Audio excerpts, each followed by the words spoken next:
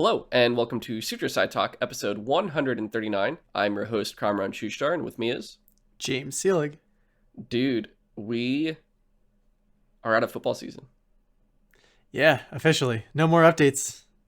We didn't do it last week because we filmed our episode before the Super Bowl, so we didn't talk about anything. Because afterwards, I pretty much was like, what am I doing? And I ended up just getting a bunch of Chinese food, which normally...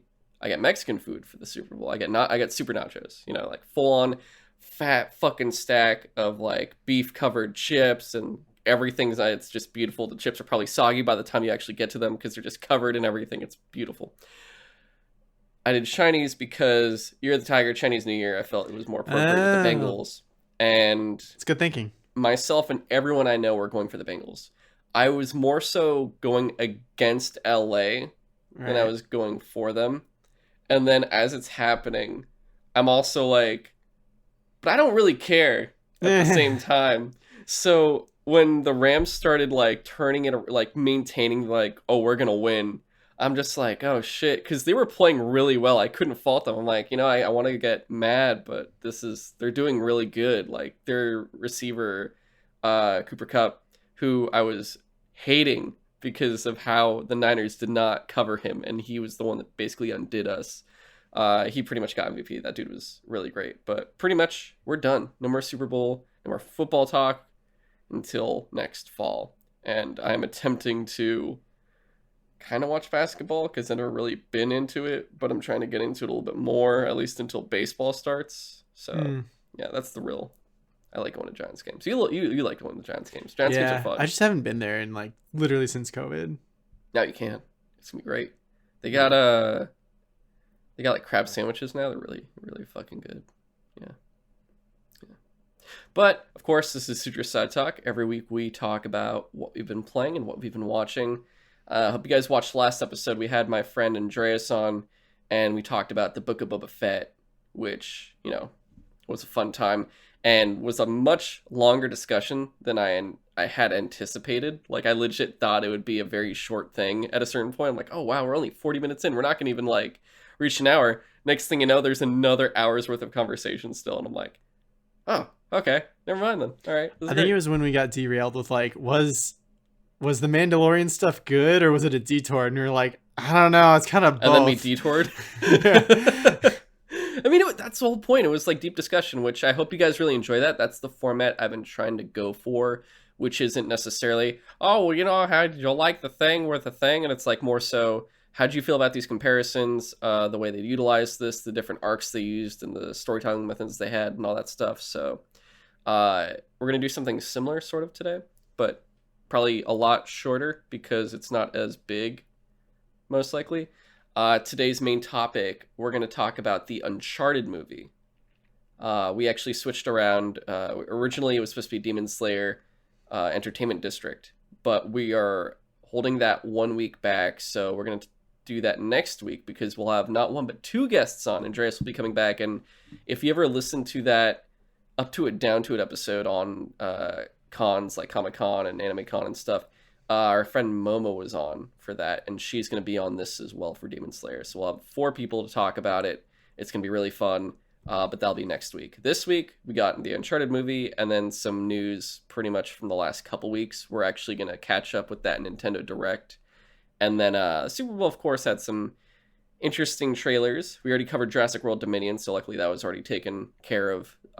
We'll instead be talking about some other pretty much Marvel and horror and whatnot trailers, and horror because it's a scary movie, and horror because it's scary for what we saw so far of what this show is bringing. James will figure that out, I'm sure, in a second, depending on if you know what show I'm talking about. But if not, you'll know. I thought you were talking about the Doctor Strange thing, but I'm not really sure. You'll see. All right. Lord of the Rings. Yeah.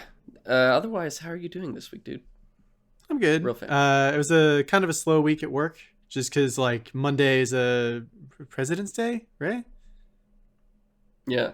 Monday is a holiday, so we didn't have to have anyone come in on Monday to do like any of the usual tests we do, because a lot of the stuff we do is like time sensitive. We just didn't start anything this week, so it was a lot of desk work and stuff like that. Okay, nice. Yeah, I've just been applying to some places and whatnot. Nice. And getting setbacks on my own things where I think something's good to go, and then I'm like loading it up, and then something else completely out of my power is like, oh hey, Dude, guess what? This happened.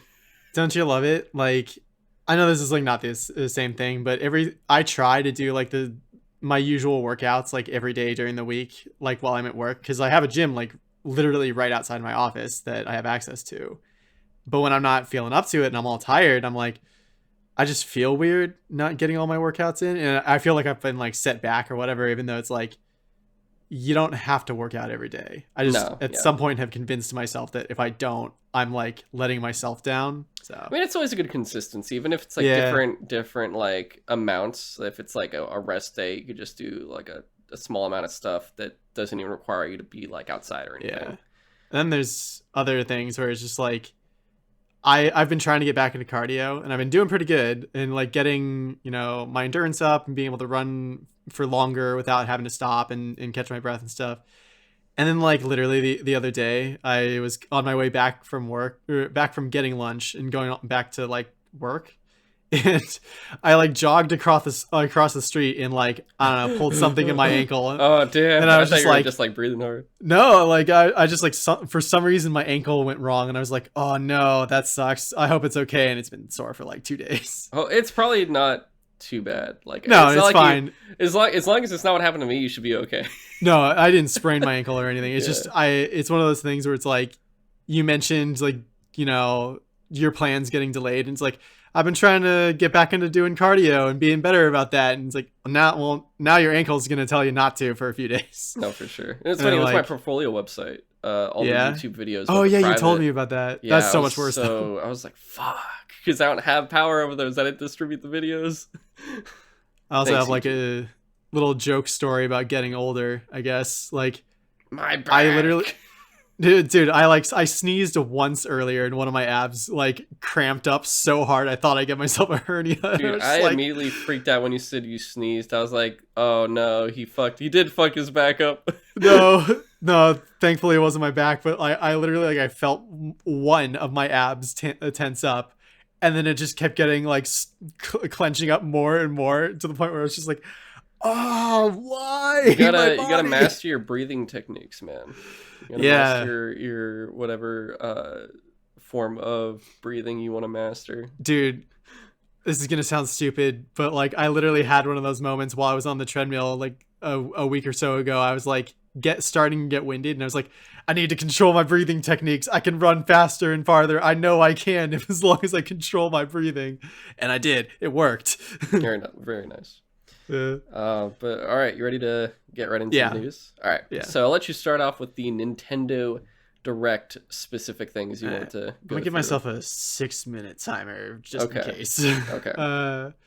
So there were like a bunch of smaller updates for like things that they'd already mentioned. It's basically just like, hey, remember this is happening, like the Fire Emblem Musou game and stuff like that.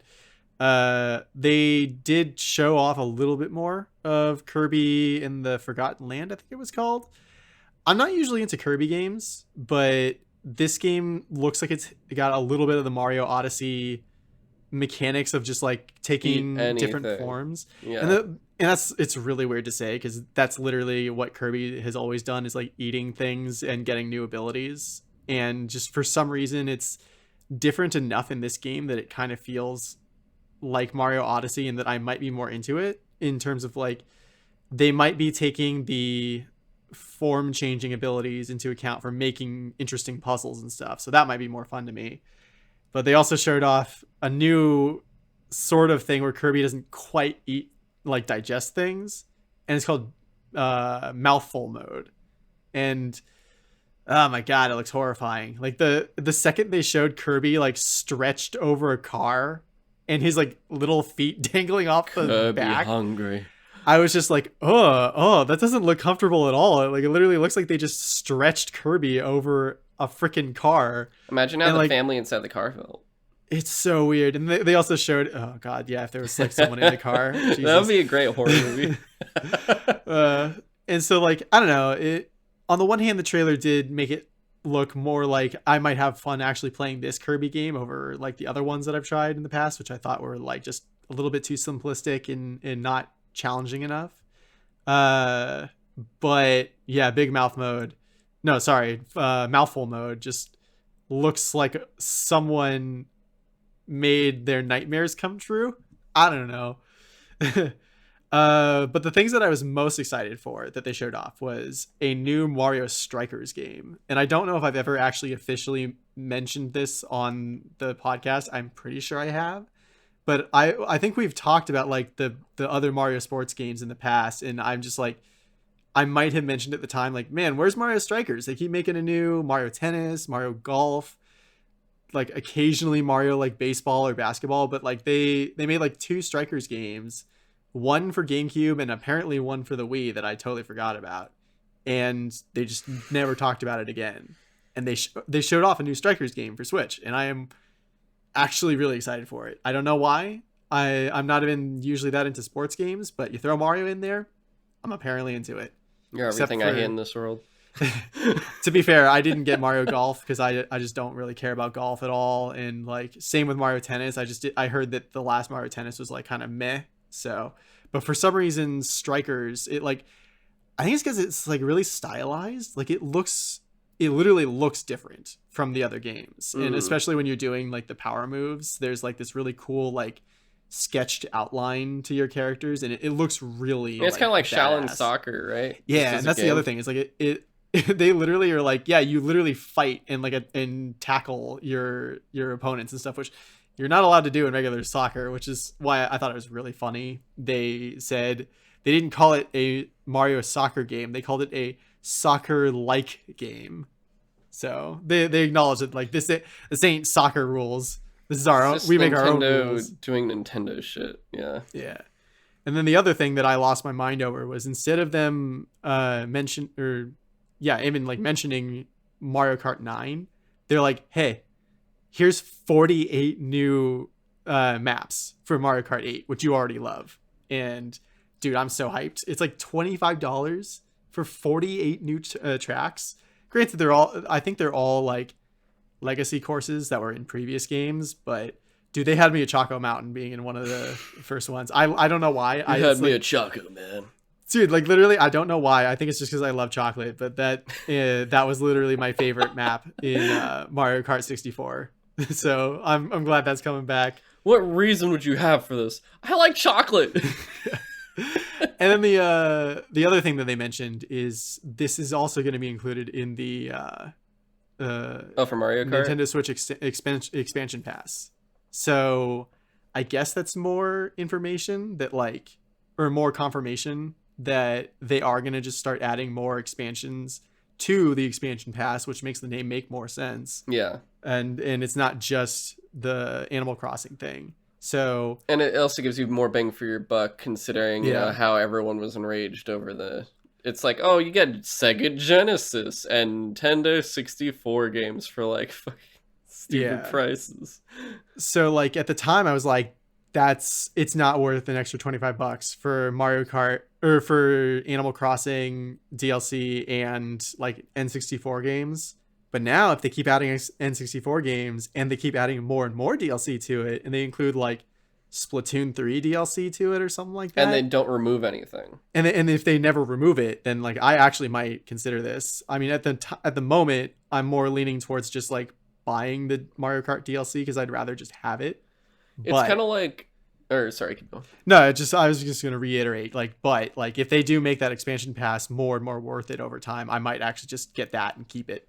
I mean, like, the way I see it, the way Nintendo Online has been kind of like Game Pass, except just with old games and pretty much a much lesser version of it, where it's just like, here's some, not all of them, here's a few, and you're like, okay, thanks, I guess. When are we getting more? We'll let you know. Yeah, it's fucking yeah. So Nintendo really, I think people have problems with EA and everyone else. I'm just like, dude, Nintendo's probably still one of the worst to me in just so many ways. They're definitely one of the more frustrating ones for sure. Incredibly frustrating. They even just shit on all the YouTube music stuff. Oh god, yeah. It's like it's not even that they feel like they're doing it for money. It just feels like they just don't understand what people they're just really a dog trying to stop people from playing with its toy when no one really wants the toy. They're just kind of like, let me just help you out with this thing. And they're like, oh, no, you can't do anything with it. Like, I want to play with old Mario, but don't you want new Mario though? Like, sure, but can I please play with old Mario? No. Pay us. Here's Chris Pratt. What the fuck, dude? He's so cool. God, that's such a weird thing. But like I said, it's like a shitty Game Pass, and then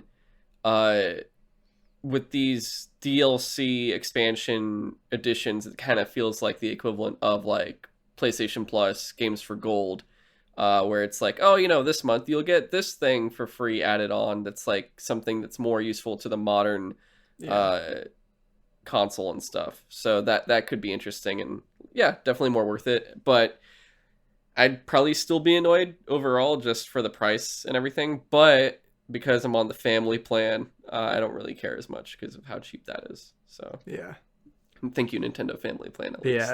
That's just keep using your communal shared stuff. It works out. So I'm already over time, so I'm gonna real quick go over the last few things. No worries. So apparently there's a remake of Live Alive coming, which is notable because it never came out in America, I don't think. And it's basically the inspiration for Octopath Traveler. Okay. Like, the people that have played it have called it like one of the greatest RPGs of all time. So I'm interested to give that a try eventually someday. Those are my lines. Yeah. It's interesting that there's also essentially like a new Wii Sports coming. It's called Switch Sports. But like I might pick that up. I don't know. What sports are we switching to? That was a good one. You know that was a good one. So, and then the last thing that they ended with was they officially announced Xenoblade Chronicles 3, which I was not expecting because Xenoblade Chronicles 2 only came out what feels like a few years ago. And I don't know, dude, like I really liked Xenoblade Chronicles 1 when I started playing it on the new 3DS. God, that's such a stupid name for that console. But I never finished it, and they released a new version on the Switch, which has like an added on epilogue and like way better graphics and everything. I so badly, since they announced Xenoblade Chronicles 3, for some reason want to go back and buy Xenoblade Chronicles Definitive Edition and play it, and maybe get onto 2, which I also wanted to play but never got around to when it came out. But dude, there's too many games coming out right now. I haven't even started Forbidden West because you convinced me the other night when we were talking about it to finish my New Game Plus in Zero Dawn, which I'm pretty close. I actually finished last night. I blasted through it. Anyway, I'm at the part where Silence is like, before you go into like this underground area. Oh, at the sun. Sunfall. He's like, this is a point of no return, and I remember that not being the end of the game and being really confused why they would make it feel like it's supposed to be. It's pretty close, but it's not. Yeah. It's not the end. All right, next news piece. Yeah. So we got like 4 or 5. Did you want to talk about the Sonic Knuckles? No, honestly, there wasn't much new from the new trailer. We got 4 things. We'll quickly go over. Each one's 3 minutes. 3 minutes. 3 minutes. We'll start with probably the shortest one. We got a little teaser, or I guess like a TV spot for Moon Knight from the Super Bowl. Yeah. And not too much new stuff. It just shows like Ethan Hawke again. It has purple stuff, and a better look at the Moon Knight outfit where it's like it's the cape is shaped like a moon, which I really do love the way they pull that off. I didn't even notice that. And he has like a moon batarang, which I feel bad saying that, but it's like anything that's in a handheld style like that, I just kind of like the moonerang. I'm like, it's a batarang. You just kind of, it's a form of Batman, which Moon Knight is kind of Marvel. Besides Daredevil, Moon Knight and Daredevil are pretty much like the closest things to Batman in the MCU. It's really weird. Like Marvel, there's people keep comparing Moon Knight to Batman, and it's like there are some similarities there, but overall different. Yeah, very very different. different. It's just, Cape guy who, Yeah, Cape guy who goes around at night and throws a batarang. yeah, pretty much, more or less. Just this one is literally completely insane, Yeah. and probably it's going to be the most mature Disney Plus show we've gotten. Potentially. We'll see. At least for the Marvel stuff, for sure. Yeah. I don't know. Like, WandaVision went to some pretty, like, dark places, though. Yeah. The fucking same thing. It had I Love Lucy. I don't know. Yeah. But yeah, so I'm really looking forward to that. That's probably gonna be amazing in March. Next up, we had the trailer to Nope. Yeah, dude, I'm so hyped for this movie.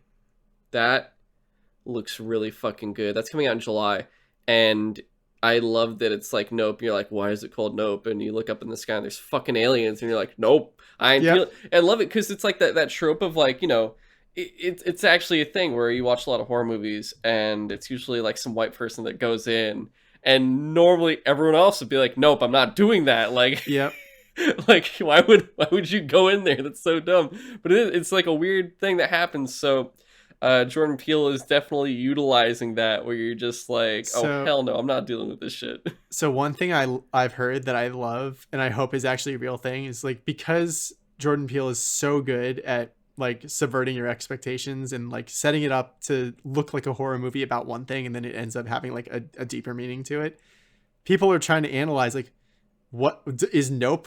Does it actually stand for something? And because aliens showed up, I heard people saying, what if it stands for not of planet Earth? And I'm like, I don't know, maybe. I doubt it. That's pretty far reaching, honestly. Yeah. That's really far reaching. But yeah, dude, like, one of the things in horror that gets my skin crawling so easily is aliens. I don't know why, but like, fear of the unknown, man. Dude, even like Close Encounters of the Third Kind, which is not really like, it's got some scary bits to it, but it's not meant to be a horror. But dude, when I watched that as a kid, I was so terrified. It was Signs for me, which was God, like Signs. Yeah. Signs was like, oh, I'll be safe in the shower. No, wait, I watched it. Fuck, the clown's gonna come out of the drain, so I'm fucked either way. It's either the alien or the clown that's gonna fucking kill me. Though, it's really, if you want an alien movie that's gonna fuck you up, watch The Fourth Kind. Oh yeah, dude! Literally every one of mentioning every one of these movies is giving me like goosebumps. Isn't it great? It's gonna be great. We should just watch a bunch of the scariest alien movies before we watch Nope. That would be fun. Sounds like a lot of fun to me. It'd be fun, dude, bro. Come on, man! It's like 20 years later. It'll be great. But yeah, like, I guess to wrap up, I've really enjoyed every one of Jordan Peele's movies so far. So like, I'm absolutely down for this one. Yeah, I really, so far it looks really cool. The premise, you're getting teases of what they look like. You literally see like the fence, and you see the little gray head. Yeah. I'm like, oh, this is gonna be great. People fucking flying into the sky. Oh my god, it looks so fucking good, dude. If you want to, not to mention like another alien horror movie, but if you want to really like shit your pants, like watch Fire in the Sky. Like, God, that movie. There's a abduction scene in that movie that is just absolutely horrifying. Ugh. Okay. All right. Next up, Doctor Strange Into the Multiverse of Madness, which I'm not gonna lie, I mean, this trailer got me excited somewhat, but I haven't really cared that much about this movie. I know everyone's really hyped about it because of everything it means. I'm just like, yeah, it's fine. If it wasn't Doctor Strange, maybe I'd be more excited, but I'm just personally not a Doctor Strange guy, so that's why I don't really care too much. That's interesting, because for me, like, Doctor Strange, the first one was like one of the Marvel movies that I actually go back and watch every once in a while, because I actually really enjoy it. Okay. I mean, partly is like I really like a good origin story movie, and seeing him go from like being super arrogant and like thinking like, oh, I know everything in the world, and being taken down to like rock bottom and building himself back up. I like that kind of hero's journey. So okay, that's not exactly the hero's journey, like the traditional, but I like that kind of progression, I guess. So I really enjoyed the first Doctor Strange, and like every one of the Marvel things leaning into the multiverse stuff so far I have enjoyed. So I'm kind of with you where like I'm excited, I'm interested, I guess, to see this movie, but I'm not super hyped, I guess, I so think far. I'm more. It's the same exact thing of No Way Home, It does where have a I lot of did that not feel. care about Tom Holland's story. I'm like, yeah, Oh, it's really? fine. I mean, I would setting up. I mean, getting ready for it. I was like, okay, that's fine. I don't really care. The last two movies were fine, but all I care about is that I get to see all these villains from the previous movies and potentially Andrew Garfield and Tobey Maguire. That's really all I cared about. And then I got that, and I was like, dope. That's why I wasn't really that impressed with the movie overall. Like when we were talking about it, I was like, yeah, it's fine, just because the stuff it's really about wasn't the most interesting part for me. It was the stuff Mm, that was more of the, I guess, nostalgia and things like yeah, that, that's fair. which, you know, I guess says something about it, or myself. You could say both, but that's at least how I perceived it. Whereas the same thing with Doctor Strange, like we see the Illuminati with those little Ultron guards Yeah, taking I him wasn't in. sure what that was or not. Patrick Stewart's Professor Xavier. We get to hear him, and we're like, okay, so we have Fox X Men, Professor Xavier, most likely Fox first version of Reed Richards from Fantastic Four. Ooh, Um, that'd be interesting. I'm pretty sure, and I don't know who the rest will be. I'm assuming we'll see Namor. We'll finally Namor. I always say Namor. We'll see Namor. I think finally appear. I wouldn't be surprised. I don't know. Spoilers right here. You guys can skip like 2 minutes ahead. But did you see the Ryan Reynolds what he posted?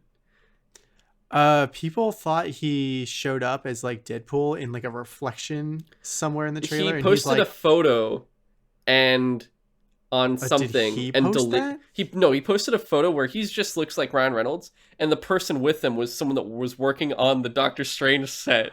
And then he Oh, deleted it and they're like, hey, that's the guy that works on the Doctor Strange set. And he's like, fuck.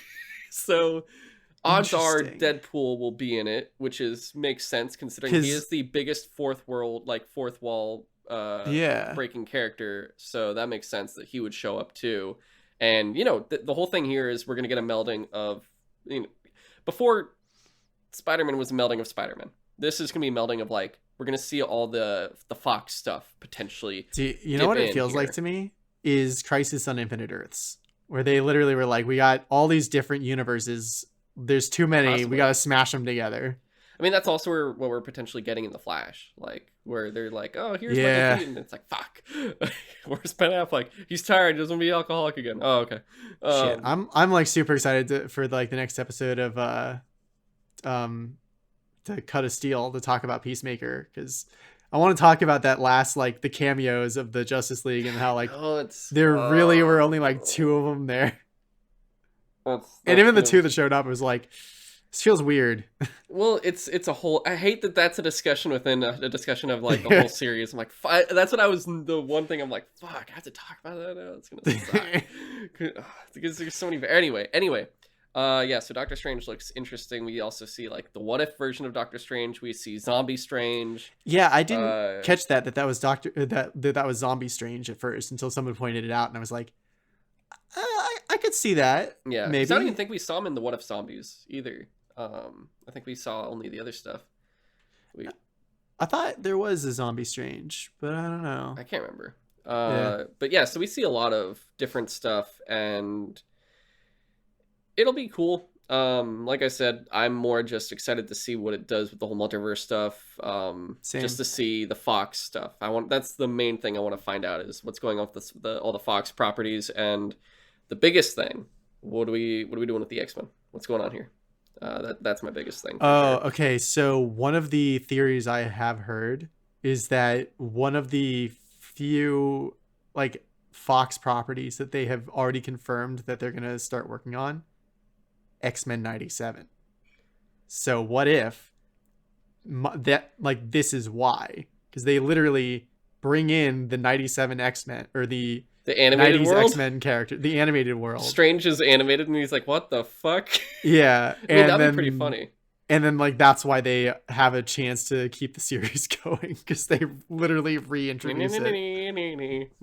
It'll just be so fucking crazy. I just love, like someone like it's like that meme of like the Iron Man movie getting pushed out of the way, and Tom Maguire Spider-Man's like, I'm the first MCU movie now, bitch, and now it's getting pushed out Oh of the yeah. way, and you just have the X-Men thing like, we're the first MCU movie now, bitch. Also, we stopped Marvel from going bankrupt. Don't forget that shit. Uh, Yep. but yeah, and then final trailer, which is the horrifying one, the Lord of the Rings, the Yeah. Rings of Power trailer, which, I am a very, very big Lord of the Rings fan. The trilogy movies are probably my Yeah. favorite trilogy, more than Star Wars, everything else. And Same. I literally, I know I mentioned it in like an episode a while ago, but like when I went back and rewatched the extended editions, like when I got HBO Max, I literally was like, I can't believe how much I forgot how much I love these movies. Like I literally was brought to tears at times because I was just like, man, no one makes movies this good anymore.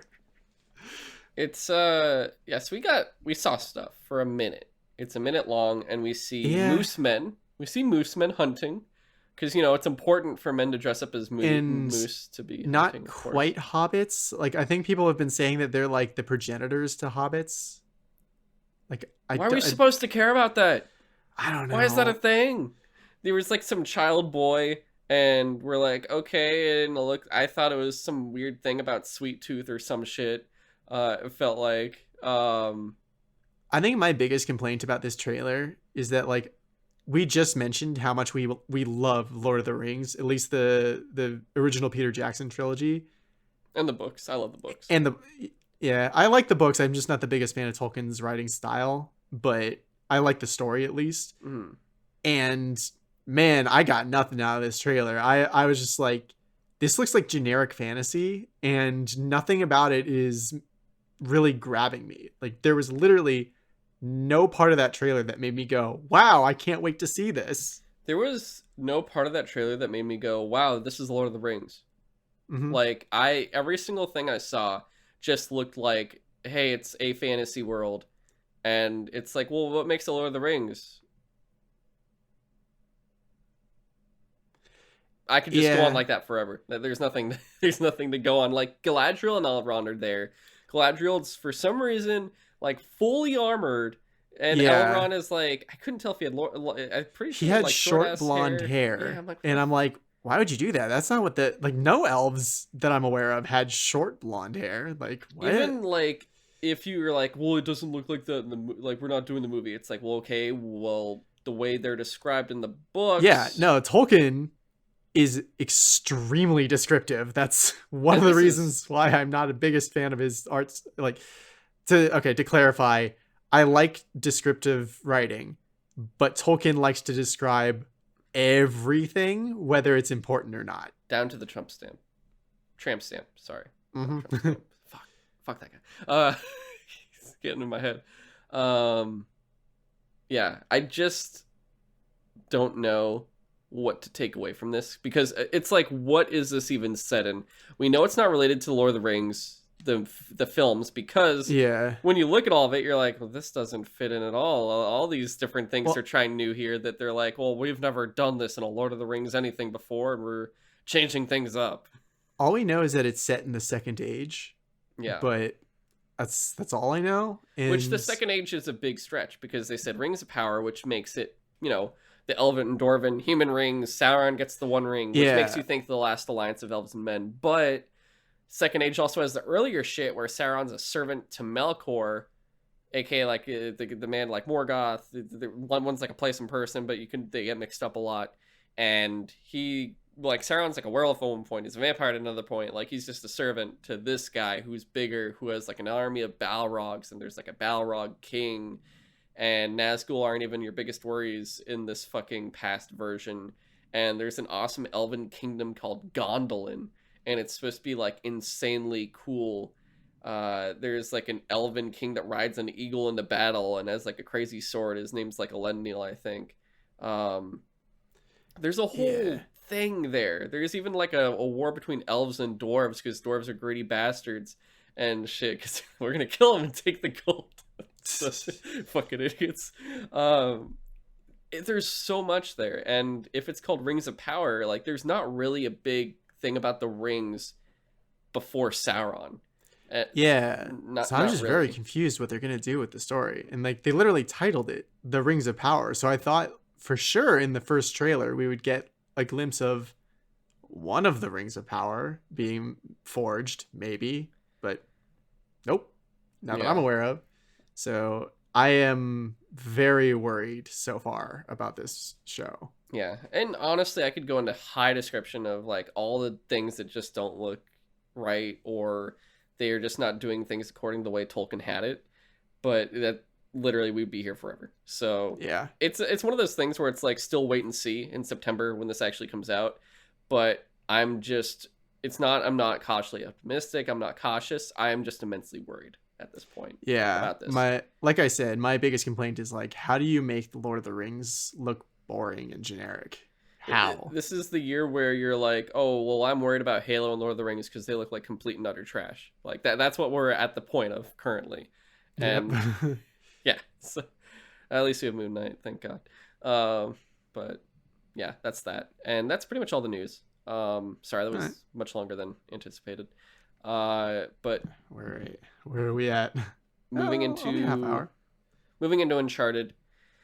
We saw the movie, and of course, spoilers ahead for this, just like every feature talk we have. But movie itself, will be going through a few different things. One, the adaptation of characters. So just looking how specifically Nate, Sully, and Chloe are game versus movie, how they hold up in the movie versus their games versions, and the casting and everything else for them. Also, what the movie took from the games in terms of like pretty much settings, what actions are used and stuff, because there's certain big like set pieces that are in the games that are used in the movies for sure. And then of course how it was as a film itself, like just standalone as a movie if you're looking at it without the whole hey look there's like a 5-game series here before and whatnot, counting the Vita game of course. Well, 6 if you count Lost Legacy. That's true. Actually, yes, that is true. But you ready to just dive right into character adaptation? Sure. All right. So, majority of the character, like pretty much, there were 5 main characters in this movie. Yeah. We There's had Nate, Chloe, Sully. I mean, Sam was Braddock. in it, but very briefly. Nah, I wouldn't count Sam. Hmm. But Braddock was in it, who's played by Tati Gabrielle, and then Santiago Moncada, who is played by Antonio Banderas, which I will say we went to the movie with Brandon Moncada, which he was like, "Oh my god!" Yeah, he that was so losing funny. his mind in the theater. It was the funniest shit, and I would have invited him to be on the show, but he's always busy, and I want him on Code of Steel for Peacemaker more, so I'd rather have him on there than have him for this, because this isn't really going to be as interesting of a conversation as Peacemaker, I think. So specifically, like what we could talk about Braddock and Moncada in a bit, but more so just I guess going one at a time with the main character himself, Nathan Drake, played by Tom Holland, versus the Nathan Drake we get in the games, played by Nolan North, which Nolan North was also in the movie, which was pretty funny. That was super funny. I love that. Great cameo there. But how did you feel about this iteration of Nate? I definitely feel like it could have been worse, but I like the entire movie. I was trying to compare Tom Holland's portrayal of Nate to the version of Nate in my head, and it's like there's similarities, but it never quite felt like what I want Nate to feel like. And this is gonna sound like a really stupid nitpick, but he's too shredded to be Nate. Like, dude, the scene where he like dove into the water to get into that like cave towards the end and like got out, and his shirt was sticking to his perfect abs, and I was like, Nate wouldn't look like that, but whatever. That's not my Nate. Yeah, and like that's a stupid thing to complain about. Other than that, like, I mean, there were the moments like every time he was like, "Oh crap!" Like Nate does that all the time. Like, yeah, so, he's like, "Oh crap! Oh crap! Oh crap!" Like, it's a very Nate thing to do. So they definitely did a really good job of trying to get Nate to feel like Nate. It's just, I don't know if it's because I just know Tom Holland much more as Peter Parker right now, but that's Literally all I two kept months ago, seeing. we had Spider-Man. Like literally Yeah, 2 months ago. yeah, and like he has like the almost the same accent. Like he acts almost the same. I shouldn't say almost the same. Very similar, and I don't know. I thought he did fine, but it definitely was hard to disconnect my Spider-Man version of him out of my brain. I guess I don't know, that was a weird way of phrasing that, but basically, like I thought he was fine, but there could have been better casting probably. I think, well, you could see why they chose him because he Yeah, currently because is a name to put. he's hot right now. Yeah, he's really Hansel, big, so hot right now. and he, as Spider-Man, I'd say I can definitely feel the difference because Peter Parker has a much more awkward feel to him, whereas Nate didn't really feel awkward at all. It was more like he would have more moments of being a noob, I guess you could say, of like doing what he was doing. Like he puts his finger to his ear, which isn't really awkward. It's more just like, you idiot. Yeah, So but at the same time, he's like pickpocketing like diamond bracelets off of people, no problem. yeah, I mean that's the thing too. He was a lot more confident in terms of personality. That's That's why I true. think he's a lot different than like I can't compare him to Peter in terms of how they're similar because they really aren't in those portrayals. Like I do think Mm. in terms of vocal sound, Tom Holland sounds the same in both movies. In terms of I personality think that and the was why way it was. he is doing it, they are completely different. Yeah, So I I think could that was definitely. the main problem was just they sounded so similar. As for the abs, I will say, like, I mean, Nate, we never really see under the shirt in the games, so we never really think about it too much. No, he just always But struck me as like a normal dude. potentially, yeah. But also, I mean, the dude's got probably a lot of upper body strength, That's true. considering He he's climbs all the swinging from fucking ropes. time. So I'm gonna give it a pass. It's also they probably were like, well, we have Tom Holland. We might as well use Tom Holland's all of his physical Yeah. traits if possible, which it's fine. But otherwise, as Nathan Drake, I saw portions of him, like the Nathan Drake I know from the games. And the whole thing is like, you want him to be like the game because it's about the personality. That's why the games are so good, is because you fall in love with these characters and why like they feel like they've encompassed over Tomb Raider, because Tomb Raider, it could be fun, but you're not in love with Lara Croft unless you're like one of those guys that are like, I love Lara Croft. But like her personality, you don't really care that much. She's just like, I'm being tortured and he's fucking my father is somewhere over there. And you're like, oh, that's great. All right, cool. Let's go get the treasure, I guess. But with Nate, it's always like, oh, he's got some great lines. He is video game Indiana Jones. Like, that is him. And I think definitely the parts that stood out to me were when he's like talking about history tidbits that he knows. yeah, Just and he like does it without just off, like he just does yeah. it so naturally. So that was Like really cool. when he finally describes like the church that specifically they needed to go to, and he's just like, well, you don't know anything about this. That's pretty good. Uh, And I did like the postcard stuff too that they used for him too. That was pretty He's cool. pulling it because that did feel like a notes thing. Like Nate's taking out the that's very thing true. to match the notes. So that was really, there's a lot of tidbits here, but we'll talk about that as the film itself. But I think he's still missing a lot of pieces as Nathan Drake, but they're doing it as like this is proto Nathan Drake. This isn't Yeah, Nathan Drake that's- yet. Where you yeah. see Nathan Drake at the end, and that did feel more like Nathan Drake a bit. That That's a felt good very point. Nathan Drake, and it makes you want a sequel because you know it's going to be better. Mhm. And I will say, in terms of the movies that would be in its wheelhouse, would be Assassin's Creed and Venom, where you go, the first one was, bad or whatever, but the second one could be a lot better. Whereas this one, unlike those two, was already, I'd say, good, and it can still Yeah. be better. So that's something to say, I'd say, But anything else to say, I guess, as Tom Holland as Nathan Drake? No, really? I think your last point there was really good. That just like he's close, but it definitely feels like a proto Nathan Drake. That like maybe they did that on purpose to be like, this is literally him learning how to be a treasure hunter and how like you can't trust everyone and stuff like that. And he's very emotional. And then that last naive. that mid-credit scene was very much like, especially what they did with Mark Wahlberg at the very end. I was just like, damn, like, yeah, if they do a sequel, this could be like actually really good. And I will get to it in the overall part, but like I really did enjoy this movie throughout. Yeah, I think I might buy it. Mark Wahlberg as Victor Goddamn Sullivan. Yeah. Interestingly enough, I actually felt like he did a pretty good job of being Sully, like a Yeah, younger Sully. But he did. good job. And it was a good mix where he didn't. He sounded Mark Wahlberg, but it worked. Like it felt less out of place than when we've had him in Texas with robots going, "Oh, Yeah. we have a transform. Do you know what happens when you mess with people from Texas?" You're like, "Bro, are you even from Texas? What?"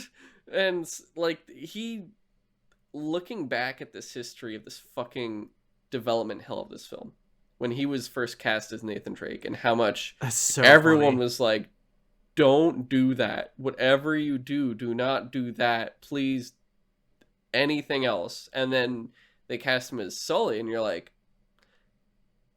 "Okay, man, I could see where you go. Maybe we could try that out." There was a lot less backlash. There was a lot of Yeah, backlash for there's still definitely a lot of Nathan people going like, I just don't see it.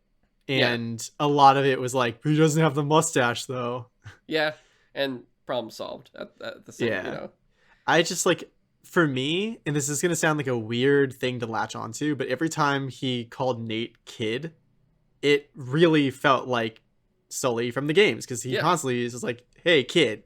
Like, and he didn't do like a voice. He didn't sound like gruff. He didn't make himself sound gruffer and like Sully. He still sounded like Mark Wahlberg. But again, it's just like he got the mannerisms down pretty good, I thought. yeah, and he, that I think did well, and obviously what felt very unsully like was his disattachment, where he's supposed to be the worst guy in the business, where Yeah. he just kind of leaves people I, and screws them over. Which, looking back, I guess like the thing of similarity is Uncharted 3. We get the whole I Nate was meets Sully. just about to bring that up. That like that scene, they literally almost recreate that scene where like, except instead of it being that Nate pickpocketed Sully, and Sully's like, pretty good kid. It was just like he saw him pickpocket someone else, but he still was like, your technique's pretty good, but could be better. Here's a job. Yeah, but his whole thing is like, in Uncharted, in the flashback in Uncharted 3, Sully risks his life for Nate without even knowing him and takes him under his wing from there. Whereas in this one, he coerces him in, and it's just kind of like, I don't really care what happens to you until like pretty much the end, when he finally grows a heart, and you're like, okay, we're starting to get the Sully we've No, had. my gold. Yeah, he's fucking throws his backpack of gold, which was really good.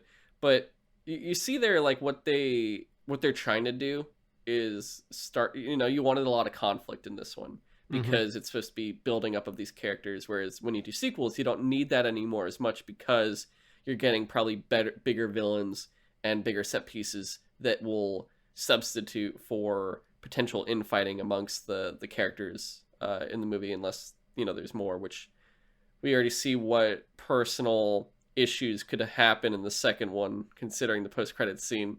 So Yeah. that's that. But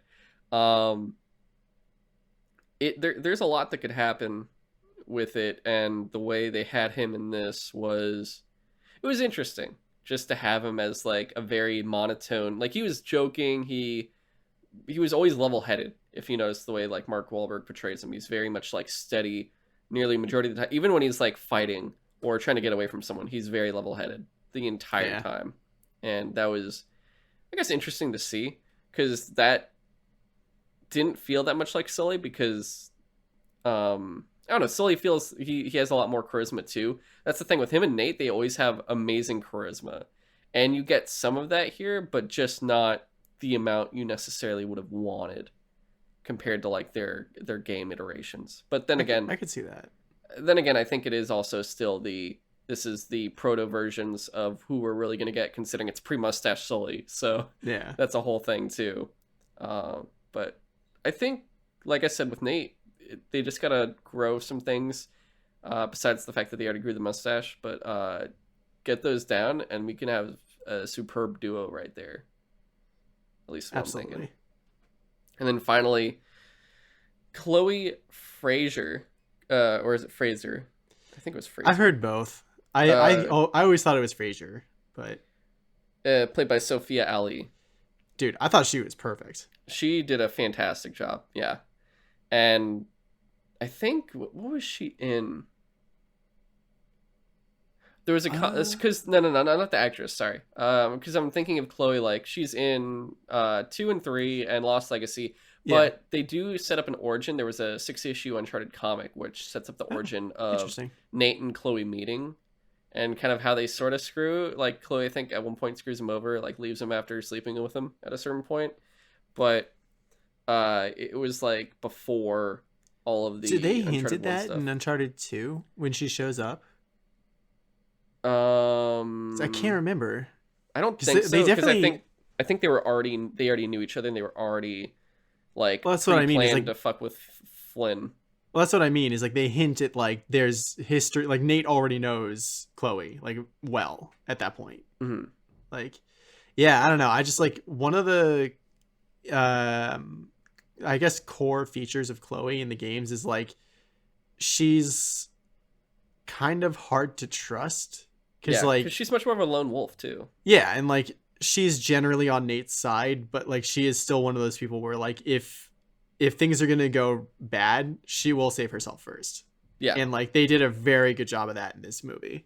She's kind of honestly like I love she literally robs them the first scene that she shows up, and they just have to go like chase her immediately, which was really funny. But like, I think honestly, of any character comparison, the closest she resembles is probably like Catwoman, because like it's that like weird anti-hero where it's like, oh, she can help you, but at the same time she could probably backstab you in a heartbeat, and you never know what's going to happen. So it was an interesting choice too to have her over Elena. I totally understand it too, because I mean obviously like if the way you look at it otherwise, it's like, hey, why are all the good people white and all the bad people not white? And then, but the also it's just like if it's literally like an earlier version of Nate and Sully, and this is literally supposed to be one of Nate's first outings, it would be weird if Elena showed up before Chloe. That is true. You literally just said Nate already knew Chloe very well by Uncharted 2. In which like it begs the question of like, which actually we'll save that for talking about this potential sequel of like whether or not we'd have Elena in it or not. I think out of all three of them, Chloe was probably the best fit of character.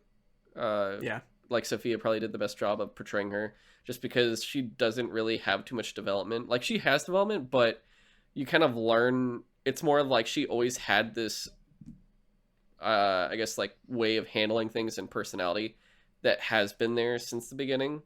And if you wanted like her own like way where she wasn't like that, you would need more of a character progress, which is what we're going to see here. Like, it's like not until the end of Uncharted 2 we get that, and then like from Uncharted 3 and Lost Legacy is like a more trusting potential Chloe compared to like in the middle of 2 where she shoots Nate. And in this one we get that in at least like the version of her that would be in 2, where she's like, sorry, I switched sides, and also I'm just doing this shit for myself because I just don't trust y'all. Whereas, if they put her in another movie, I feel like she would potentially build trust with them, and they would get a whole thing out of that, and they would come out of it not trying to backstab each other anymore, potentially. Maybe. Possibly. Yeah. Otherwise, how did you feel, past the adaptations, how did you feel about Braddock, played by Tati Gabrielle? Yeah, so I thought the two villains were pretty interesting, just because like every Uncharted game kind of has that formula of there being like the main bad guy and then like the sub villain who's like the muscle, I guess. And I thought she kind of reminded me of who was the the other character in Lost Legacy, not Nadine. Chloe. Nadine. So she kind of reminded me of Nadine, just because like kind of head of a private military, and like she can absolutely kick ass on her own. Well, she was supposed to, in this, she was definitely, Nadine was private military, whereas Braddock is supposed to just be another treasure hunter who's apparently like Sully's old protege. I could have sworn they were going, because like she had her own like military. She had 2 lackeys. No, she just had those 2 lackeys. All those guys were Antonio Banderas's dudes, and when she killed him, she took over. Yeah, okay, I totally missed that because I assumed Yeah. when she killed the Antonio Banderas guy that like, and no one else reacted. I was sure it was because they were literally all her people anyway, and they were just like, "Yeah, cool. Now we take all the money." No, yeah. But yeah, no, I thought she did a really cool job, and like I love every time Sully was like, "If you see her coming, run the fuck away because she will beat the shit out of you." And they're like back at the auction house when Sully was like about to escape and she kind of stops him, and then like other people that work at the auction house show up and he's like, "Hey guys, she's trying to steal this case from me, help me out." And they literally delay her like 10 seconds because she just wipes the floor with them. Yep. And like I thought that was really cool. And yeah, I thought the twist at towards the end where like Moncada is making his like big speech about how like I finally win this day, I And proved no one my father actually, wrong, you could and you she just feel like no one cares slices anyway. his throat. And I was Yeah. just like, oh, interesting. I didn't see that coming. Yeah. Yeah, that was a whole thing, which I'll compare that in a bit, but I thought she was a really fun character. And it's funny because like I've seen her in one thing before, and she plays Prudence in Chilling Adventures of Sabrina on Netflix, and it was a really cool character, and I don't feel like she's been in much else. Like, she's honestly a really good actress, and so far I've really enjoyed, like, she's very much like a darker type character in everything she's been in, because Prudence is like one of the darker witches that are like, whereas Sabrina, you always feel like, oh, she's nice and all the things, like, she wears the dark makeup and feels very just like, oh yeah, I'm probably gonna kill someone in a second. And this one, like, she maintains that persona, which is kind of cool, especially if they build that up. But also, I don't know if that's something she wants to remain in, where she just plays kind of like the bad guy or the more dark personality type character, where it's potentially also kind of gothy too. But I don't know. I wouldn't mind also seeing if she ever wanted to do a change up where you just see a completely different personality of her, which would be very interesting. Of just like, oh, look, she's smiling and a happy regular person, and be like, what movie is this? What the fuck is this compared to everything else I just saw her in? But yeah, that'd be something. Otherwise, then we had Antonio Banderas playing, what's his face, Moncada, Santiago Moncada, who's supposed to be that, wealthy villain type guy we've had pretty much in multiple Uncharted movie or games. He reminded me a lot of Marla, who's just like, this is like my right and stuff like that. Yeah, her and there's one other guy, but like I said, I'm gonna mention it in a second for the adaptation stuff. But he definitely, they do a good job, I would say, with him of building him up, and you're like, who is this guy? He freaked out Drake when they first meet at looking at the cross in the display. He is so far unforgiving to Braddock for fucking up a couple times, and then he kills his own dad. Yeah, and that was you have insane. that whole sub story, and you're like, oh, this dude must be really important if he's like doing all this stuff, and you're building up, and then he just goes, and you're like, that was a good red herring. That was a good just like twist that I think they really pulled off well. Definitely didn't see that coming. Yeah. Otherwise, looking into the games and the feelings of that, I can say I'll start off with each game had something to give, and I do want to actually start off with the first game, and that is not anything that really is shown, but there is that twist where in Uncharted 1 you have what's his face, the guy that Sully owes money to, that older white guy, and you have Navarro, who's like his hench guy. And the whole time you're like, oh, we'll probably kill Navarro, and then this old dude will be some boss we have to take care of because he'll do something, be in that helicopter or something. What happens, though, is Navarro tricks this dude, and he opens El Dorado, turns into a monster, and Navarro shoots him in the face, and he goes, oh, I'm actually the main bad guy, and you barely even know who the fuck this guy is. And he was basically just like, I just want super soldiers. This is the twist we get. That's where they get the twist from, I feel like, is they do a full like spin, like in Uncharted 1, where you think the dude who's the one with all the money and stuff is the main like villain, and then it turns out it's actually the second in command that betrays them and pulls this off instead. I had totally forgotten about that. Yeah. So that's a good detail you picked out. Second was And then of course, they talk a little bit about it, hinting at it for potentially the second Uncharted movie would be the first Uncharted treasure, which was El Dorado. And like, because they show like the Nazis and stuff, the U-boat. But Uncharted 2, another, nothing really shown besides like a little bit of Chloe betrayal, but really the way they start off the movie, which is it shows Nate on the plane, falling out of it, and then they go to the regular like present, like what happens before that and everything else. And we get that in Uncharted 2, where the first level he's on the train, already shot, and I don't think they do that in 3. 3 just starts out normally because it has the flashback stuff. So that was something I saw from Uncharted 2 there. So you see a lot of different impacts here. They're pulling from a lot, and they're not necessarily pulling like all the different treasures or anything. They're leaving them there so you could potentially go back to those treasures again, without taking it all away. And then in 3 and 4 is the main stuff here we see. 3 is the plane scene, like that full setup there. That was absolutely ripped from the game. We get to see that. Did a pretty good job of recreating it. That was really good, yeah. And I love the way, like, he hits the plane. They do as good of a job as they can, where, like, the car hits him, and it's just like, oh, shit. But I did like that they utilized the plane in this. And then we also see, in terms of treasure-wise, yes and no, it is 4s. Like, it's the whole pirate ship journey, is trying to get the pirate ship there. Yeah. It's a different pirate ship. Like, they could, if they wanted to, they could still do the Captain Avery stuff, but it wouldn't fit. Like, you have a Nathan Drake that doesn't have the whole I'm looking for Nathan Drake stuff, or I'm looking for Sir Francis Drake stuff from like Uncharted 3 and whatnot, or the Captain Avery stuff from Uncharted 4. This is a completely different Nate that just like knew about this treasure that him and his brother wanted when they were kids, and that's about it. Like, I don't know if they'll explore more of the family stuff, but we've now seen like kind of they're crossing off at least the type of treasure we get from 4. So now that's been pretty much checked off the list and used as a kind of not prequel, but proto movie. And then the cool stunt from 3, which leaves, of course, that leaves up a giant storm that's in 3. Remember the boats and the tsunami?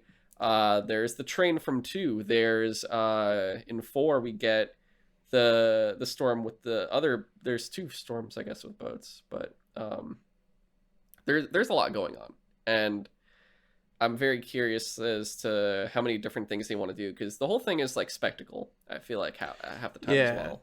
So one thing I kind of liked about this movie, though, is like, yeah, they did copy some segments from previous games, but they also kind of tried to make their own new ones. They did. So like you mentioned the pirate ship thing from Uncharted 4, and like definitely when Nate finds the ships in the cave, like that shot is like straight out of Uncharted 4. Oh yeah. But then they kind of do a new thing where they like airlift those ships out of the cave, and they do a whole like flying pirate ships action scene, which that never happened in any of the games explicitly. Or any movies, really. I don't think I've seen that before. So I thought it was actually a really cool idea that they just like, they seem to think like, what is the general structure of an Uncharted game? It's got a few shootouts. It's got a few puzzle segments. It's got a couple action scenes and quips, I guess. And like, that's what they put in this movie. And quips works because Uncharted is pulp. It's like pulp. That's why it works. Yeah. It's not. I'm not gonna have the same complaints there as I would in a Marvel movie, because it's completely different. Yeah. And yeah, they honestly, it felt like I gotta say it. Like, I feel like they did a lot of research, and I feel like they did really pull this off, and I was very happy they did. And looking at it as a movie itself, like, it's not amazing. It's nothing close to amazing. No. It's a good movie. I don't think it's great, but it's a good, fun movie. I enjoyed it. I didn't have much to say on like a bad side, really. And honestly, like, aside from that, like, it's good, but it doesn't break any ground. Like, I'm not telling people you need to go watch this. Like, when people ask me, I've so far said it's a good, fun movie, but if you missed it, you wouldn't be missing anything. Yeah, that's pretty safe. More or less. Yeah. I think, though, they did really good in terms of pacing. It goes kind of from one thing to the next thing to the next thing in terms of travel points. It never really feels like it drags ever. No. It also doesn't feel like rushed. No, it honestly feels like they did it to a great length. I don't even know how long the movie was. Honestly, I didn't even look. It's Yeah, 2 hours. not bad. It That's kind of felt what I fine. guessed it was, Yeah, it like felt before I very saw it. fine, especially because I mean the amount of you don't feel rushed with all the locations. Each location kind of does a good amount on its own. Whether it's going through Spain and like the clubs and everything there to the auction house in what was it like New York or something starting off. Yeah, I Um, think it was in New York.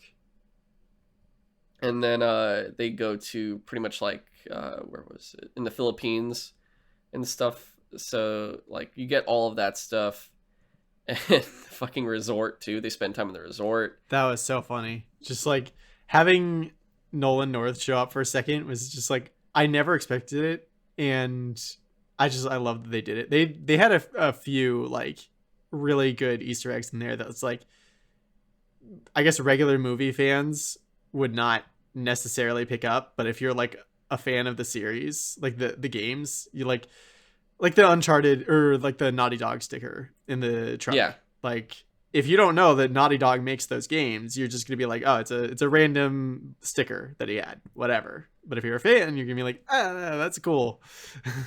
that's the thing. I think that that's where the really good balance comes in for this, where if you're an Uncharted fan, you get a lot of things out of this and you really enjoy yourself. Whereas if you are a regular person watching it, you're seeing Tom Holland and Mark Wahlberg do this stuff, and you're probably having a good time because it's Mhm. pretty entertaining. Uh, I know, like Warcraft. I think it does a better job than what Warcraft did. Where Warcraft, I mean, I haven't watched it, so take what I see with a grain of salt. But from what I've heard from everybody, is the people that liked it. The only people I know that like that movie were people that like Warcraft. Yeah, that's what I've heard too. And I think, if people watch Uncharted, I think if they don't like Uncharted or they didn't play Uncharted, they could potentially like this movie. Yeah, I agree. 'Cause, It like even without the games, it's just like a decent action movie, yeah, action adventure movie. it's got Tom Holland. It's not too crazy over the line or anything else. Like the stuff with his brother is somewhat, it's important, but it's not like beating you over the head with it all the time. Yeah, it's also Very, definitely more for hinting towards future stuff. yeah, I think that's overall like the movie itself is like there doesn't feel like there's a centralized thing that is really driving everything around it. Like it doesn't. It's missing that piece, I guess you could say, which is why it doesn't feel like it's over the top or anything, or it could potentially have other things or more drama or anything else like that. Is if they had something more defining like that, that could have made it a stronger film potentially. Just that like that could have been the thing that makes it like a great movie instead of a good movie. Otherwise, like yeah, everything else with it was good. And like I said, like the whole thing, Warcraft fans love it, but the average person just went, it feels like a generic fantasy movie that's not really interesting to them. Where Uncharted, we'll see what people say. We're both Uncharted fans, so we have skewed perspectives, considering like, oh, that's why we like it and that's why we enjoyed out of it for the most part. But I'm not gonna just because it's Uncharted like it because it's Uncharted, because I like Halo, but that fucking Halo show coming out, I'm not like Lord of the Rings and Halo. I love those, but I'm not feeling good. So Yeah, I'd like to say that I can at least know that I don't like something and not just bandwagon it because it's from the thing I like or whatever. But kind of looking at what could happen next, because let's think about this. This movie took 11 years to make. This movie was announced in 2011, back when the third game was coming out. that's how long it was. That's how long it was. That because I remember I was 19 years old. I was working in a restaurant, and I remember like walking over to work, and I'm listening to a podcast, and it's like, hey, they're potentially casting Mark Wahlberg as Nathan Drake, and I'm just like, what the fuck is wrong with Yeah, them? And I remember that clear. I don't know why I have like such good memory of that, but I do, and I remember they had a director and everything. Over the span of 11 years, this film has gone through 7 directors, which is still insane. Like the 2 longest development yeah, hell things besides this was also the Halo series that's coming out, which is hilarious because I feel like it was around the same year that it was announced. And they're like, yeah, Steven Spielberg is working on a project and stuff. And they're also like, oh, Ridley Scott is too. And it's like, oh, okay. We didn't get, don't think we got Prometheus yet, and Alien Covenant. So we're like, oh cool, Ridley Scott. We didn't realize that how horrible that could be because now his name's on it. It could be fucking complete shit. But those, yeah, the Halo is coming out, and it's obviously not going to fare. I don't think it's going to fare as well as Uncharted has, because no, I don't feel like it will. And I do hope Uncharted makes enough money, because I do want to see a sequel, and we see the potential for a sequel. You see, like, Nate's brother Sam is in jail, just like in Uncharted 4, and we don't know what version of Sam we're going to get. Is this going to, like, the way they show him, it's like, oh, we're going to get the Uncharted 4 Sam, where he kind of is fucking over Nate, but he's still, like, his loving brother and stuff?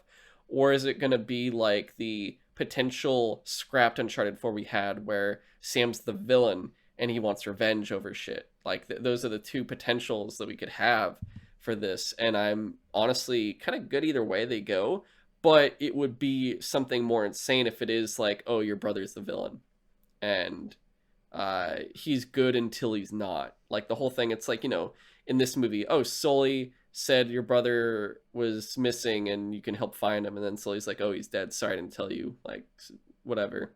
And potentially, like, seeing a second movie, you can have all the shit that happens between Sam and Sully, Sam and Nate, and see exactly what's going to go on with that. But also,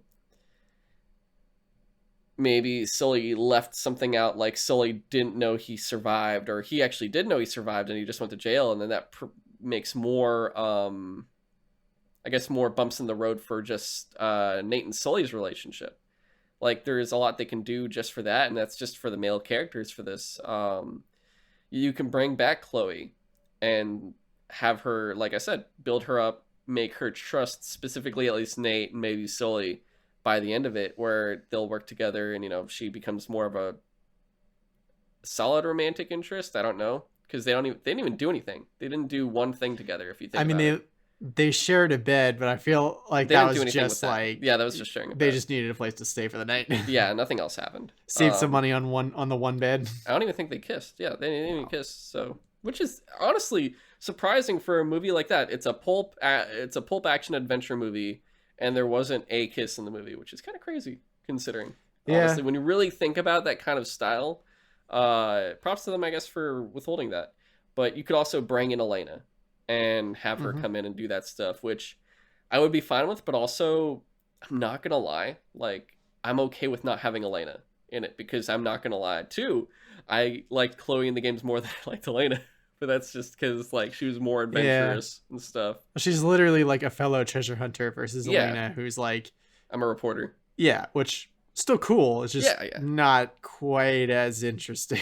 Yeah, I mean, you do, of course, like, after 2, you get very much like invested in their relationship, and by 4 you're like, oh god, I want them to stay together forever. Like, you're just like, save the marriage, please. Yeah, dude, when she shows up later in Uncharted 4 and they just have that one moment where they get into a fight and they're like, we'll talk about it later, and I was like, oh fuck, I hope neither of them die. I really hope they do have a chance to talk. Dude, this is better than any other game's just like story. Like, this is just this is amazing writing. This is just like, it feels, I'm just loving this. Yeah. So you could have Elena in, but I really do think Chloe could prosper being the main leading lady for the Uncharted movies if they do make more. Do you think Braddock's for sure dead? I don't think so. Oh, wait. She got crushed by a ship. Yeah, no, she might be actually dead. Yeah. It'd be interesting if they actually do bring in Nadine then, later. They could bring Nadine, or they could bring Braddock. That's the thing. They could bring Braddock back, and she is that Nadine type character. Or they bring in Nadine, or they, I don't know. They could do whatever. I want George. I want Lazarevich. Drake! So you can see what happens. The Chintamani stone. Oh my god. Yeah. Well, we'll see who we're gonna get from this, though. It's gonna be interesting which villains, because there's so many villains to choose from. There could be original villains. It was interesting that they utilized Antonio Banderas of all people, so that was cool. But I'm sure there's a lot of others that you could do fucking, like, I don't know, Jeff Bridges or something, and be like, hey, like, it's Jeff Bridges. Oh, absolutely. Yeah, you could be like, oh, hey, I'm a big collector. I know, I'm pretty sure I think Anthony Hopkins might have retired, but dude, he would have been perfect to play the old German dude in Uncharted 1. Schaefer? Yeah. Oh my god, that would have been great. Yeah. Oh my god, that's actually They could think of someone else, but that would be honestly yeah. the perfect third movie is Uncharted 2. Like if they're gonna do El Dorado and shit in the first one, like having something go insane where they're like, "What is that? This giant blue man!" Like, Yeah. and you're like, "Oh my god!" I guess it's one of the few things that was kind of missing from this movie is that like in most of The the Uncharted supernatural. games, yeah, there's usually some sort of supernatural element towards the end. It's never like full blown explicit necessarily, except for maybe the El Dorado thing, which is literally like a cursed corpse or whatever. Yeah. But like they went completely realistic with this one, which is totally fine. And I think Uncharted 4 didn't even have any like supernatural stuff anyway. Not that I can think of. Didn't. No, Uncharted 4 didn't have anything supernatural. I think honestly this worked good because that could be, they set the standard of like, oh, it's realistic stuff, it's just treasure hunting, it's archaeological, whatever. And when you do a second movie and you do bring something supernatural, and everyone would be, if they're not an Uncharted fan, they're gonna be like, what the fuck? Like, oh my god, there's like a supernatural thing. What the hell is this? Like that could be a really fun shock for people. Because I mean, like even when you're playing Uncharted 1, you're like, oh cool, that's crazy. There's zombies on Uncharted 2. You're playing and you're like not thinking about it until you fucking see the Yeti people and shit. And you're just like, whoa, what the fuck is going on? And that's well into the game. Like that's pretty deep. You don't think about it for a while. They kind of come out of nowhere, and literally the first time it happened, I was like, I don't, what the hell? What's happening? What are these things? It's a crazy time. But, yeah. Anything else for Uncharted? I so badly when they hint at doing the El Dorado storyline in the mid-credit scene, because they had Sully finally have a mustache and he kind of had one of his like more tropical looking shirts and stuff. And because they were hinting at El Dorado, I wanted Mark Wahlberg just once to say like goddamn Dorado. Exactly. But yeah. Oh well, we'll hopefully we'll get that in the next one. And we'll also get our Nate. No. Yeah. Because now that they're more like with each other, like friends and like caring, like it would mean something now if Nate falls and he's like, Nate, no. I love the cat too. Dude, that's so fucking. I forgot about the cat. That was so random. Or something. That was so random. But I'm also like, I'm for it for some reason. I think I just like cats. It's so stupid, but fuck it. Like, that was great. I love that Nate's like, I need this and this and this and a cat for like to pull off this mission. And he like, and Sully gets him everything. He's like, what's the cat for? He's like, you looked kind of lonely, so I thought you could use a pet. It's like, what? I'm gonna keep this cat. And he does. I love it. Fucking puts it in the bag. This cat goes with me everywhere, man. I don't trust like, you were supposed to be here a day ago, Sully. Like, yeah, did you know that you need like papers to bring pets to another like country? It's great.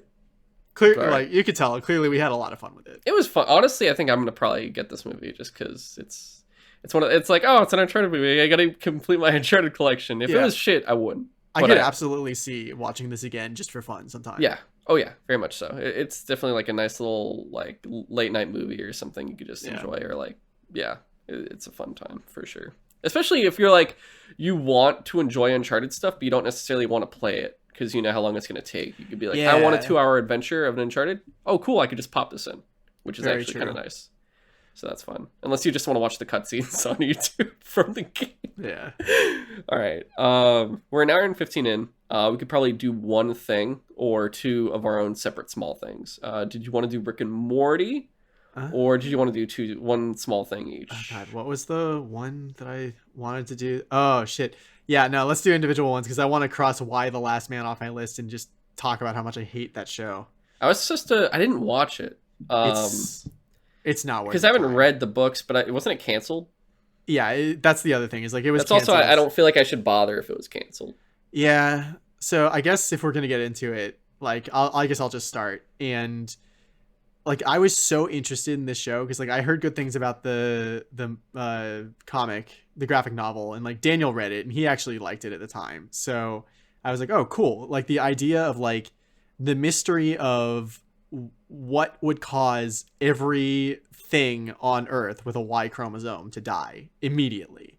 And like they kind of fudged it a little bit where like when it happened in this show, it in the comic Daniel described it as like everyone just kind of like turns off and dies immediately. But in the show it was like much more graphic, like basically people just like vomiting up a bunch of blood and like kind of just falling apart almost, and just like they died pretty quickly, but it wasn't like everyone immediately. It was just kind of some people died immediately, other people died within minutes. And I think my biggest problem with this show is that I just find like I hate all the characters for different reasons, except for one of them. I forget their name. I want to say Benji, but that might have been like a fake name that they were using for half the show. So, and the other thing is just like they make a lot of not guesses, but like they take some ideas of what they think would happen to society if like literally I get that the idea is like if half of humanity just disappeared, shit would go crazy, at least for a little while. But the way they seemed to want it to go was that like without men, women literally cannot keep shit together and society just completely collapses. And everyone, like, to be fair, without anything with a Y chromosome, you can't even breed new livestock. Like, there would be massive like biosphere collapse. Like even without bees like to pollinate flowers, like crops would die. So this is definitely like in the long term of things way worse. Like everyone would basically die eventually unless you figure out a way to like propagate just like plants that like if you could figure out how to pollinate your own like plants on a consistent basis, and like I guess it would take a lot of work, but you could create a version of society that would survive, I believe. But this show is basically like, no, everyone turns on each other. Women can't work together. They need men to keep society going. Everything collapses. I haven't read the books yet. Does it happen like that in the books? No, in the books it's pretty like, much more organized, right? Yeah, in the books, like from what I understand, like there's definitely some trouble, but it's not like literally everything just collapses immediately. So that I thought was just a weird choice for them to do, to make it like it felt like they wanted it to go full on The Walking Dead, but without the zombies, where it's just like everyone who's left is just terrible.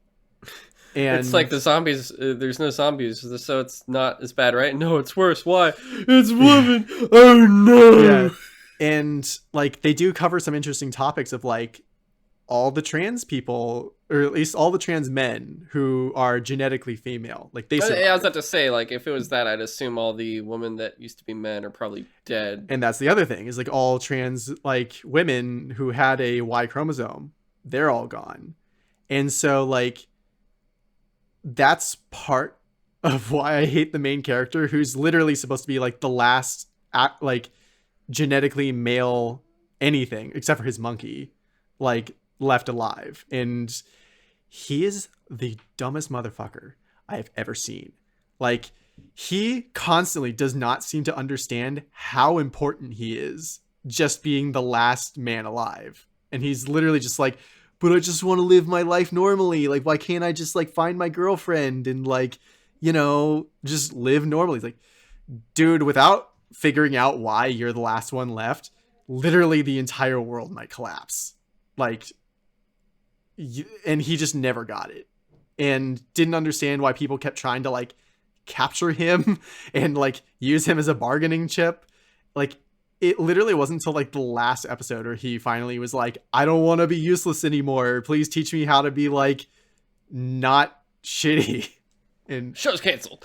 I don't. Yeah, and that's the thing, is like we don't even get that because the show's canceled. So I basically watched like the last episode after I knew it was canceled anyway, just to see like do they at least wrap up this season any better and like or at all, and like no, not really. It's completely unsatisfying. Like there's one character in this show that's like, she portrays herself as like a prepper, like someone who like prepared for the apocalypse of some sort.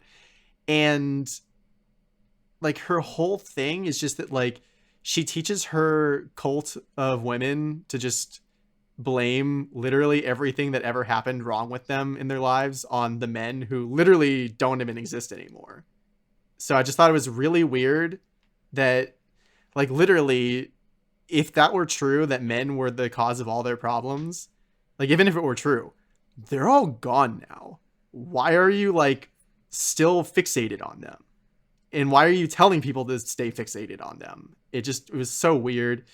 And then it turned out like she actually wasn't a prepper. She just like used to work at this shopping mall or whatever, or this like the supermarket or whatever that she was like holed up in. And she just like got good at shooting people when they showed up for food, and just kind of when more people showed up portrayed herself as like, oh, I'm actually like the sheriff of this place, like I can keep you all safe if you follow what I say.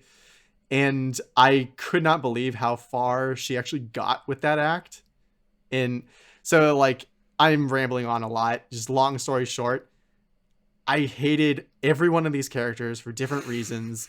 And just the worlds that they try to set up, just maybe this is me being too optimistic, but I find it hard to believe that like women would not be able to just like keep shit together for more than several months. Like literally it's just like all society collapsed within months. And I just find that hard to believe. Yeah, that doesn't add up, honestly. Even like with government, there's still a heavy amount of female government with law enforcement. And yeah, and like they even firefighters, like yeah, they even cover that like they cover like who's left in the chain of command and stuff like that. And yeah, like did they want us to believe that there are no female truckers? Like there's literally no one in the supply chain line that can still work. It was all men. I don't believe it. Yeah. So I still hear that the comics are pretty good, but the Why the Last Man comic is considered one of the best comics of all time, which is why it sounds so disappointing that you couldn't take one of the best comic books of all time and turn it into a show. It's so weird that I was like so interested in the mystery of like what even causes this event, and the show is just so bad that I'm like, I don't care. I'll just read the comic maybe. Yeah, I can't wait. I still have to read it. It's one of those things I've wanted to read for a long time, and I do feel more inclined, like, if there is now all these adaptations on, like, film and television for stuff from, like, The Boys, Umbrella Academy, even The Losers, and everything else, like, all the way back then, that George Clooney movie. There's so many, like, properties I've always wanted to read that I never have, and I feel, like, more inclined. And Why the Last Man is one of those ones where I was just always supposed to read it because of just, like, it sounds like, as a comic book person, it's a required reading because of how just sheerly good it is. Especially Brian K. Vaughan writing it.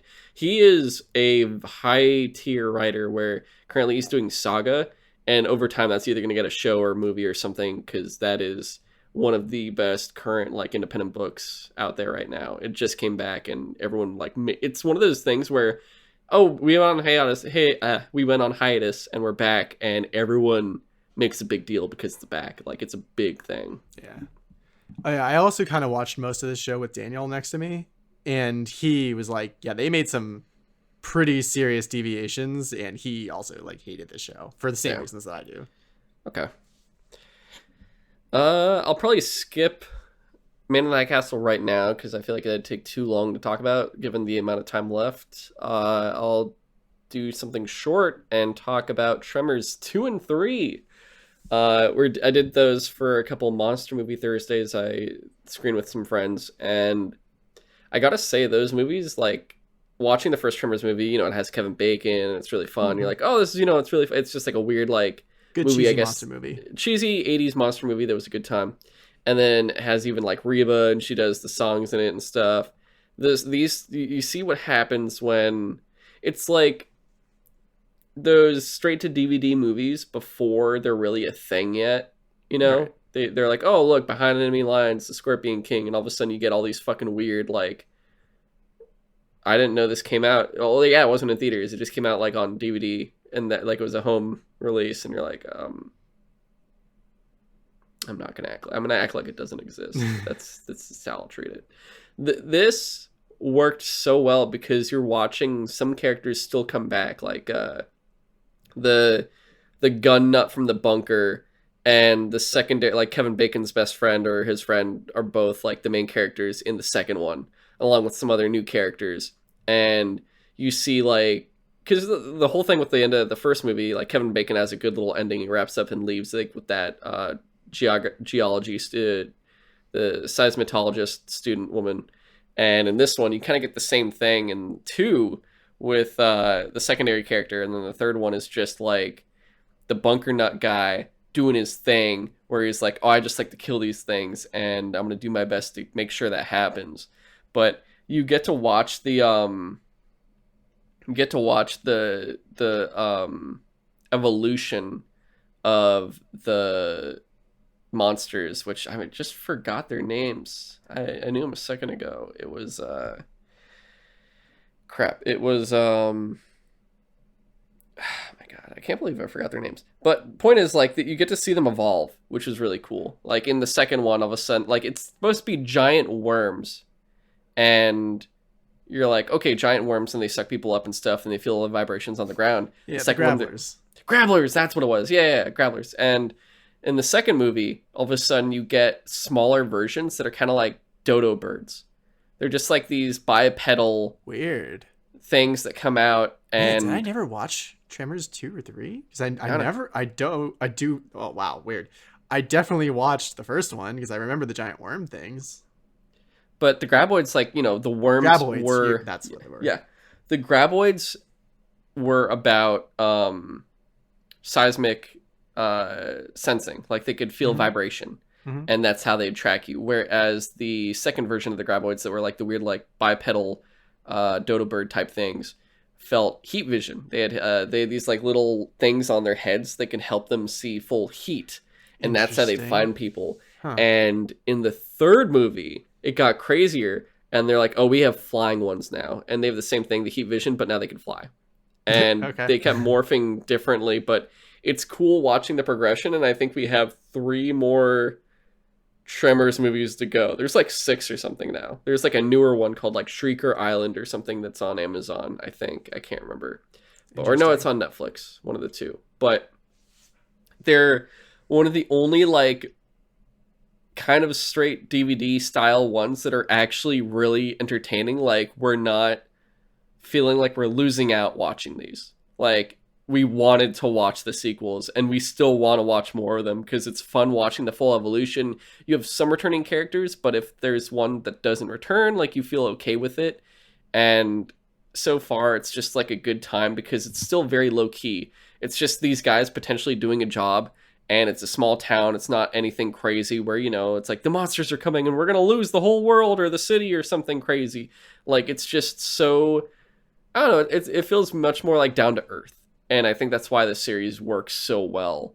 And the fact that it's always fun seeing like, oh, guns and explosions fighting these monsters. And it doesn't always work all the time, but it also has a good amount of comedy sewed into it too. Because there's always like 1 or 2 characters that are just fucking idiots. And you're like, why is there's like always some lackey guy, at least in the second and third one. There's some lackey dude that shows up going like, hey, I heard you're the guy that dealt with the graboids the first time. Listen, man, I'm somewhat of an expert myself based on absolutely nothing, and I think I should work with you. And they're like, fuck, fine, whatever, I don't care, but also I guess I could use help, but also I don't want to deal with this guy, and fuck. And that's how like each character has been that's a returning character towards like some new fucking idiot that joins up and somehow survives the movie, which has been honestly hilarious. But yeah, just small little thing about Tremors 2 and 3. That's why I was like, oh, I need something short. That's easy. That's something I could do.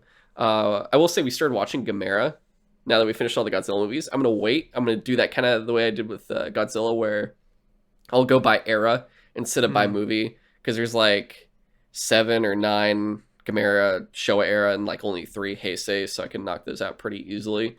But once I have them all stacked up, I'll be like, oh, Gamera as a whole in this era and blah, blah, blah. But I've got tons of other random monster movies that I can talk about that'll be fun. But as we knock them out, we'll see how it goes. But yeah, that's been Sutro Sidetalk. All right. Next week we have, like I said, Demon Slayer Entertainment District, and we'll have two guests on, Andreas and Momo, and they've read the manga. And Andreas has watched the anime. Momo's watching the anime this week. She can binge the shit out of it, so she'll have it done for sure. But we'll have full-on conversation on that. We'll probably diminish the news a bit so we can just focus on that. Afterwards, maybe, no promises, we might be good to go to talk about Horizon 2 Forbidden West. Because that's in like 2 weeks, if we beat it by then. I think it's possible, though. We'll see. Yeah, we'll see what happens. But we'll try to do that. If not, maybe we'll be good for Destiny. It's one or the other, I feel like. I think the 2 weeks after will be either Horizon or Destiny, in whichever order works out, depending on how much we've gotten done. Otherwise, other backlog stuff. We'll be talking about the Batman on the Cut of Steel. And I know as of current like standings of everything, Cut of Steel is coming back. And Sidewatch is currently not happening at the moment. So there's a weird switch up there.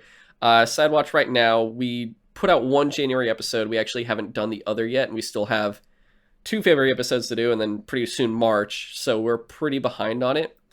We'll come back to it when we can. Currently, we're taking a bit of a break there until we're fully good to go to continue it. Until then, though, because it's kind of like Peacekeeper just wrapped up, or Peacemaker. Why do I keep saying Peacekeeper? What the fuck? We'll be doing a Cut of Steel episode probably next week and release potentially this coming Friday, or this week and this Friday, we'll be releasing the next Cut of Steel episode about Peacemaker. And then in March, probably early March, we'll have an episode out with the Batman. And Cut of Steel will have James, myself, and San Francisco Brandon. And the Batman episode will probably have James, myself, and both Brandons. Maybe Danny will come back. I don't know. He's been doing his own thing. And I don't know if he's going to watch the Batman movie on time or not. But we'll at least be doing that. As for Up to It, Down to It, that's still on hiatus. TikTok's still on hiatus. I think, though, we might put Cut of Steel, at least these next 2 episodes, on YouTube. Just where I can edit these ones pretty easily. The Cut of Steel will be more unedited, so those will be a messy YouTube video if you do want to watch on YouTube. So I'd still say probably if you have the option, stick to podcast version of the Cut of Steel if you do listen to it. Just a heads up there. But yeah, that's all the stuff on the horizon. We got games, we got DC movies and shows and stuff to talk about. After all that, we'll see what happens next. Like I said, we have a backlog of pretty much shows and movies to talk about that we have to knock out. So there's plenty there. So we don't necessarily need a big feature every week. Hopefully we can get back to catching up, because we're not going to, like I said before, we're not going to go back to doing backlog specials or anything else. So we'll try to keep these down to a certain amount and keep them churning out with the regular feature stuff if we can. We'll see how it goes. But otherwise, you can email us at sutrosidetalk@gmail.com if you want to comment on the show, if you want to give us any feedback, you want to send us a question and have us answer it on the show. Once again, Sutro Sidetalk, the title of the show, at gmail.com. You can also follow us on Instagram, Twitter, and TikTok. Currently, the only real activities on Instagram, but it's all at Sutro Sidetalk. And then you could follow James individually at Invader Jim, and you can follow me individually at GoGoComzilla, both on Twitter. Of course, please subscribe on whatever platform you're listening to. If it's Apple Podcasts, give us a 5-star review. If it's Spotify, please rate us. And if it's YouTube, give us a like as well as subscribing. We will catch you guys next week with Demon Slayer. See you later. Thanks for listening.